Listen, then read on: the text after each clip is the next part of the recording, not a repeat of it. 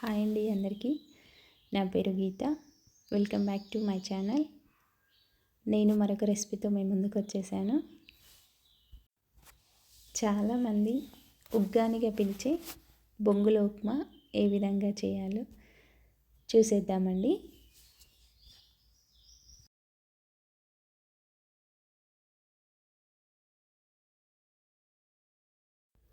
Stove పైన ఒక pan పెట్టేసుకోవాలి. అందులో ఒక 2 టేబుల్ స్పూన్ ఆయిల్ యాడ్ చేసుకోవాలి. ఆయిల్ వేడయ్యాక అందులో మనం 1 టేబుల్ స్పూన్ జీలకర్ర వేసుకోవాలి. 1 టేబుల్ స్పూన్ శనగపప్పు వేసుకోవాలండి.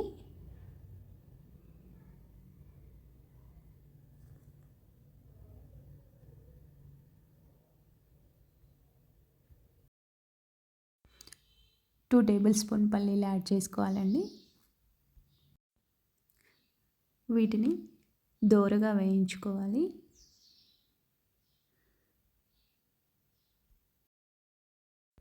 ఇవి వేగిన తర్వాత మనం అప్పటికే తరిగి పెట్టుకున్నటువంటి ఒక 4 పచ్చిమిర్చి యాడ్ చేసుకోవాలి. అందులో ఒక ఆనియన్ యాడ్ చేసుకోవాలండి.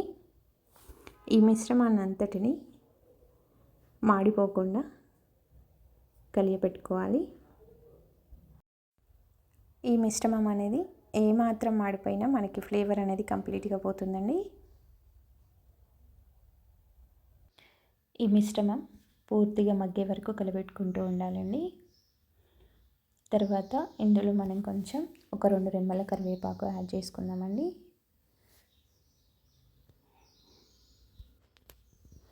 దానితో పాటే కొంచెం కొత్తిమీరని కూడా మనం అందులో యాడ్ చేసుకున్నాము. కొత్తిమీర అనేది ఆప్షనల్ మాత్రమే. మీకు నచ్చలేదు అంటే స్కిప్ చేసుకోవచ్చు. కరివేపాకు కొత్తిమీర మధ్య అంతవరకు వీటిని వేయించుకున్నామండి.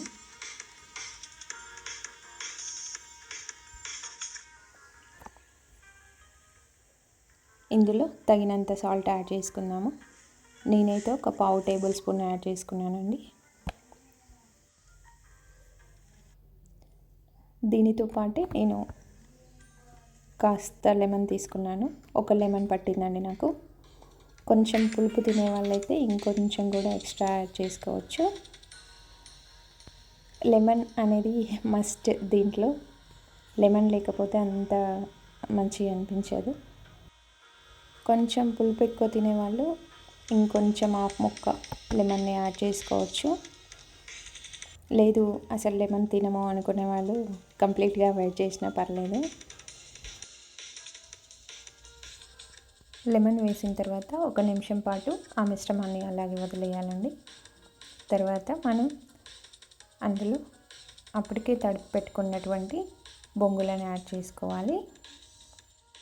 నేను ఇక్కడ ఒక 200 గ్రామ్స్ వరకు బొంగులను తీసుకున్నానండి. బొంగులు అనేవి వాటర్లో ఓన్లీ 1 మినిట్ వరకే నాననివ్వాలి. వాటర్లో ఎక్కువసేపు కనుక బొంగులు నానినట్టయితే అవి మరీ మెత్తగా అయిపోతాయండి. అంత మంచిగా అనిపించదు ఎక్కువగా నానిపోతే.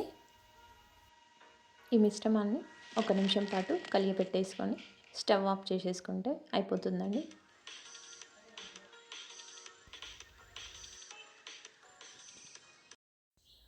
Thank you for watching. Please do subscribe my channel.